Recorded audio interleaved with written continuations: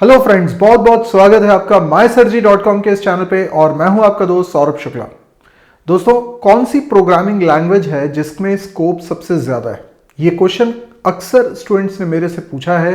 Phone पे भी कई लोग पूछते हैं कि सर मुझे सॉफ्टवेयर फील्ड में अपना करियर बनाना है, कौन सी प्रोग्रामिंग लैंग्वेज में मैं मास्टरी कर लूँ तो मेरा करियर बहुत अच्छा हो जाएगा। या कई बार स्टूडेंट्स पूछते हैं कि मार्केट में इतनी सारी प्रोग्रामिंग लैंग्वेजेस हैं, कौन सी एक लैंग्वेज है जिस पे अगर मैं बहुत ज़्यादा मेहनत कर लूँ तो मेरा करियर सिक्योर हो जाएगा।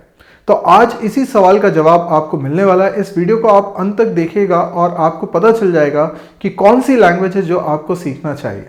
तो दोस्तों, ये जो सवाल है ये अक्सर लोग पूछते हैं, पर मैं आज आपको बताऊं कि इतने समय से मैं पढ़ा रहा हूं और मेरा जो एक्सपीरियंस इस मामले में है, क्योंकि हम देखते हैं बहुत सारे वीडियोस ऐसे बनते हैं, मैंने भी कभी बनाए हुए हैं कि भाई टॉप 5 प्रोग्रामिंग लैंग्वेजेस कौन सी हैं। इसका कुछ कॉन्टेक्स्ट होता है, इसके पीछे कुछ बेसिक्स होते हैं कि क्यों इन 5 लैंग्वेजेस की हम बात कर रहे हैं या 10 लैंग्वेजेस की हम बात कर रहे हैं, अभी मार्केट में इनका क्या महत्व है। ज़रूरी नहीं है कि जिसके बारे में मैं बोलूं कि ये नंबर 1 प्रोग्रामिंग लैंग्वेज है वही लैंग्वेज सबको सीखनी चाहिए, क्योंकि हो सकता है आपका इंटरेस्ट एरिया अलग हो, आप किसी दूसरी लैंग्वेज में ज़्यादा एक्सेल कर सकते हो। तो मैटर ये नहीं करता है कि कौन सी लैंग्वेज बेस्ट है, कौन सी लैंग्वेज आपके लिए बेस्ट है, ये ज़्यादा इंपॉर्टेंट है। लेकिन उससे भी बड़ी बात मैं आपको बताऊं कि अक्सर स्टूडेंट जब प्रोग्रामिंग की फील्ड में जाते हैं, सॉफ्टवेयर की फील्ड में जाते हैं, तो उन्हें लगता है प्रोग्रामिंग लैंग्वेज सबसे इंपॉर्टेंट चीज़ है, वो हमें आनी चाहिए। डेफिनेटली वो आनी चाहिए, लेकिन मैं आपको बताऊं प्रोग्रामिंग लैंग्वेज से ज़्यादा इंपॉर्टेंट दूसरी चीज़ें हैं। प्रोग्रामिंग लैंग्वेज तो सिर्फ एक टूल है, एक माध्यम है जिसमें कि आप सॉफ्टवेयर राइट करते हैं, जिसमें कि आप अपने लॉजिक्स को एक्सप्रेस करते हैं। लेकिन प्रोग्रामिंग लैंग्वेज उतनी इंपॉर्टेंट चीज़ नहीं है जितना कि उसके पीछे जो आप थॉट्स हैं, जो प्रॉब्लम्स के सॉल्यूशंस आप बना रहे हैं, that is more important than any programming language. और वो स्किल अगर आपके अंदर नहीं है तो आप कितनी भी प्रोग्रामिंग लैंग्वेजेस क्यों ना जानते हो, उसका कोई बेनिफिट नहीं है, कोई कंपनी आपको हायर नहीं करेगी। तो प्रोग्रामिंग स्किल होना is more important than programming languages का नॉलेज होना। अब ये तो तय बात है कि कम से कम एक प्रोग्रामिंग लैंग्वेज तो आपको आनी चाहिए, क्योंकि लॉजिक को एक्सप्रेस कैसे करेंगे, इसलिए कम से कम एक लैंग्वेज तो आपको आनी चाहिए। पर वो एक लैंग्वेज कौन सी होनी चाहिए, तो इसके बहुत सारे पहलू हैं, बहुत सारी बातें हैं, पर मैं आपको शॉर्ट में बहुत सिंपल तरीके से बात बताना चाहता हूं कि आज की डेट में मुझे इतना कॉन्फिडेंस है कि अगर मैं कोई भी नई प्रोग्रामिंग लैंग्वेज अगर सीखना चाहता हूं तो ज़्यादा से ज़्यादा एक दिन सफिशिएंट है उस नई प्रोग्रामिंग लैंग्वेज को सीखने के लिए। यस, बिल्कुल आप इस बात को हल्के में मत लीजिए, मैं बहुत ही सीरियसली इस बात को कह रहा हूँ, कोई मजाक नहीं कर रहा हूँ, बहुत ही सिंसियरली इस बात को कह रहा हूँ। और उसके पीछे मेरे पास एक सॉलिड रीजनिंग है जो मैं आपसे शेयर करूँगा, और ये आपके साथ भी हो सकता है। अगर मुझे कोई एक नई प्रोग्रामिंग लैंग्वेज सीखनी है और मेरे पास दिन भर का टाइम है, मैं पूरा दिन और कोई काम नहीं करता हूँ, सिर्फ इस प्रोग्रामिंग लैंग्वेज को सीखने पर अपना समय देता हूँ, तो मैं आपको बताता हूँ कि एक दिन में मैं पूरी प्रोग्रामिंग लैंग्वेज सीख जाऊँगा। हाँ, उस लैंग्वेज पे मास्टरी करना एक अलग बात है, उस लैंग्वेज का इस्तेमाल करके कोडिंग करना वो एक अलग बात है, और लैंग्वेज में ढेर सारी लाइब्रेरीज होती हैं, उन सबको एक्सप्लोर करना एक अलग बात है। लेकिन एक प्रोग्रामिंग लैंग्वेज सीखने का क्या मतलब है? प्रोग्रामिंग लैंग्वेज सीखने का मतलब है उसमें कंट्रोल स्टेटमेंट्स कैसे लिखे जाते हैं, उसके सिंटैक्सेस क्या है, उसमें क्या क्या प्रोग्रामिंग इंग्रेडिएंट्स हैं, वो सारी चीज़ें आप एक दिन में बड़े आराम से सीख सकते हैं। हाँ, जो चीज़ आप नहीं सीख सकते एक दिन में वो है उसकी लाइब्रेरी, जो कि एक्सप्लोर करनी होती है, और सभी कुछ आप किसी भी प्रोग्रामिंग लैंग्वेज में कोई भी प्रोग्रामर एक्सप्लोर नहीं करता है। जैसे जैसे वो प्रोजेक्ट्स बनाता है, काम करता है, उसको यूज़ में आती हैं चीज़ें, वो चीज़ों को यूज़ करता है और सीखता है और आगे बढ़ता जाता है। तो आपको इस बात को समझना होगा कि प्रोग्रामिंग लैंग्वेज जब आप बोलते हैं तो it is just a set of rules, कुछ सिंटैक्सेस है, कुछ ग्रामर है, अगर वो आपको आ गई है तो मतलब प्रोग्रामिंग लैंग्वेज आपको आ गई है। लेकिन उस प्रोग्रामिंग लैंग्वेज की बदौलत हम क्या क्या कर सकते हैं और उसकी लाइब्रेरी के खजाने में क्या क्या चीज़ें पहले से बनी हुई हैं, वो सीखना एक दिन का काम नहीं है, उसमें बहुत समय लगता है। तो जो डर है कि भाई प्रोग्रामिंग लैंग्वेज हम नई सीखना पड़ेगी और सॉफ्टवेयर फील्ड में तो लगातार चेंजेस होते रहते हैं, अपडेशन होते रहते हैं, तो क्या हम लोगों को नई नई लैंग्वेजेस सीखनी पड़ेगी? आज कोई बोलता है कि ये पर्टिकुलर लैंग्वेज बहुत पॉपुलर है तो हम ये सीख लें, और फिर कल पता चला कोई दूसरी लैंग्वेज ज़्यादा पॉपुलर हो गई तो हमारे करियर का क्या होगा? ये जो डर है ना, ये एक बहुत बड़ा मिथ है, मिसकंसेप्शन है। इस डर की कोई ज़रूरत ही नहीं है, ये डर होना ही नहीं चाहिए, डर होना ही नहीं चाहिए, क्योंकि प्रोग्रामिंग लैंग्वेज अगर नई सीखना भी पड़ेगी तो ये कोई बहुत बड़ा टास्क नहीं होगा, बिलीव मी। मैं अगर ऐसा बोल पा रहा हूं तो इसलिए क्योंकि मैंने कुछ लैंग्वेजेस पढ़ी, एक लैंग्वेज भी अगर पढ़ी तो ढंग से पढ़ी, कॉन्सेप्ट्स क्लियर हुए, तब जाके मैं दूसरी लैंग्वेज बोलता हूं कि बहुत आसानी से सीख गया। मुझे कोई भी प्रोग्रामिंग लैंग्वेज सीखने में बहुत ज़्यादा समय नहीं लगा और आपको भी नहीं लगेगा अगर आप एक प्रोग्रामिंग लैंग्वेज अच्छे से कर लेंगे। तो जहां तक बात है किस प्रोग्रामिंग लैंग्वेज में ज़्यादा स्कोप है, तो कोई भी प्रोग्रामिंग लैंग्वेज आप सीख लें, दुनिया में 750 प्रोग्रामिंग लैंग्वेजेस हैं जिसमें से लगभग 250 प्रोग्रामिंग लैंग्वेजेस एक्टिवली मार्केट में हैं। हर लैंग्वेज पे काम हो रहा है, कम या ज़्यादा, लेकिन काम हो रहा है। अगर आपके लिए स्कोप के मायने ये हैं कि कौन सी लैंग्वेज में ज़्यादा काम हो रहा है, तो मैं आपको बता दूं कि कई तरह के सॉफ्टवेयर्स बनते हैं। आप कंसोल एप्लीकेशन भी बनाते हैं, डेस्कटॉप एप्लीकेशन भी बनाते हैं, वेब एप्लीकेशन भी बनाते हैं, मोबाइल एप्लीकेशन भी बनाते हैं, आप क्लाउड के लिए एप्लीकेशन भी बनाते हैं, आप आईओटी एप्लीकेशंस भी बनाते हैं, आप तरह तरह की एप्लीकेशंस बनाते हैं। और ये एप्लीकेशंस जो कई तरह की हैं, हो सकता है कोई पर्टिकुलर लैंग्वेज में किसी तरह की एप्लीकेशन बनाना ज़्यादा आसान हो।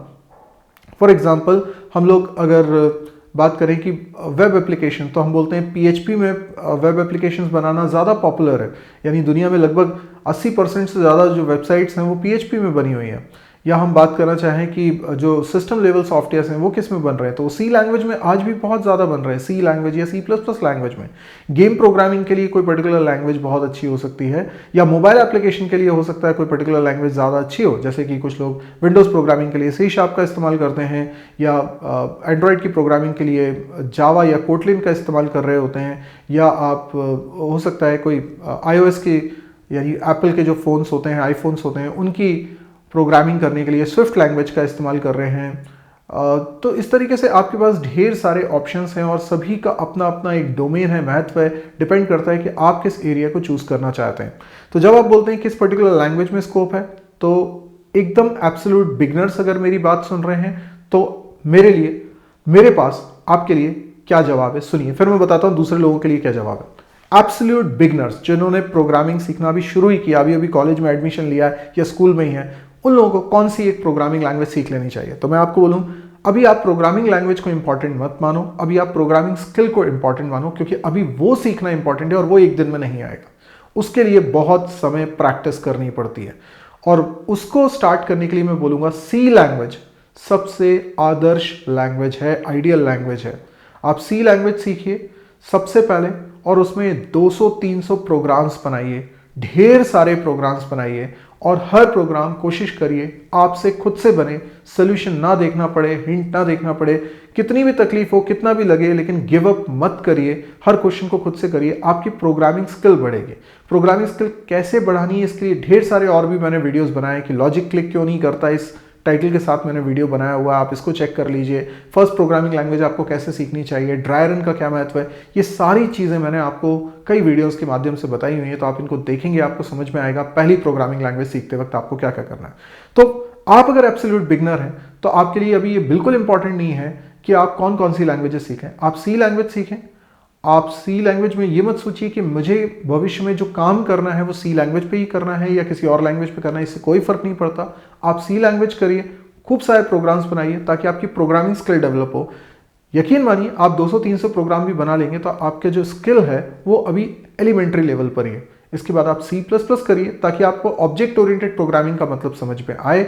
जो बहुत सारी प्रोग्रामिंग लैंग्वेजेस मार्केट में हैं वो ऑब्जेक्ट ओरिएंटेड लैंग्वेजेस हैं और ये आपको आना ही चाहिए। इसके बाद फिर आप डेटा स्ट्रक्चर करें जिससे कि आपकी प्रोग्रामिंग स्किल का लेवल बढ़ेगा। आप एफिशिएंसी की बात करेंगे, आप बाउंड्री केसेस की बात करेंगे, आप कॉम्पिटिटिव प्रोग्रामिंग के लिए तैयार होंगे, तो आपके जो स्किल सेट बढ़ेगा वो आपको ए ग्रेड की कंपनीज में पहुंचाएगा। तो आपको डेटा स्ट्रक्चर करना है, ये मैं बिगनर से कह रहा था। अब अगर मैं इंटरमीडिएट वाले स्टूडेंट से बात करूं जो लोग थोड़ा बहुत जानते हैं प्रोग्रामिंग के बारे में, तो मैं आपको बताऊं कि मार्केट में भी सबसे ज़्यादा पढ़ी जाने वाली लैंग्वेज है पाइथन। सबसे ज़्यादा लोग पाइथन को पढ़ रहे हैं दुनिया में। इसकी जो ग्रोथ है वो किसी भी दूसरी लैंग्वेज के मुकाबले बहुत तेज़ी से हुई है।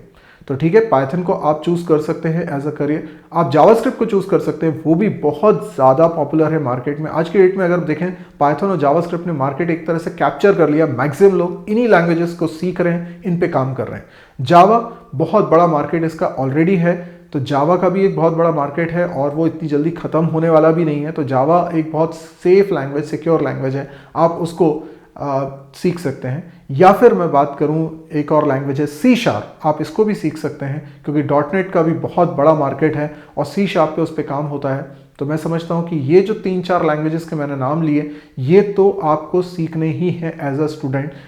लेकिन हर किसी लैंग्वेज में, ये जितनी मैंने लैंग्वेजेस के नाम लिए जनरल पर्पस लैंग्वेजेस हैं, इन सभी में आप बेसिक पहले सीखते हो, यानी जो कोर बोलते हैं, कोर लैंग्वेज, वो आप एक एक दिन में भी सीख सकते हो, सच बता रहा हूँ। और वो सीखने के बाद फिर आप तय करो कि आपको किस में ज़्यादा मज़ा आ रहा है, आप उस लैंग्वेज में आगे बढ़ो। तो स्कोप सभी में है यार, स्कोप एक्चुअल में आपके अंदर है कि आप उसमें बेस्ट करते हो कि नहीं।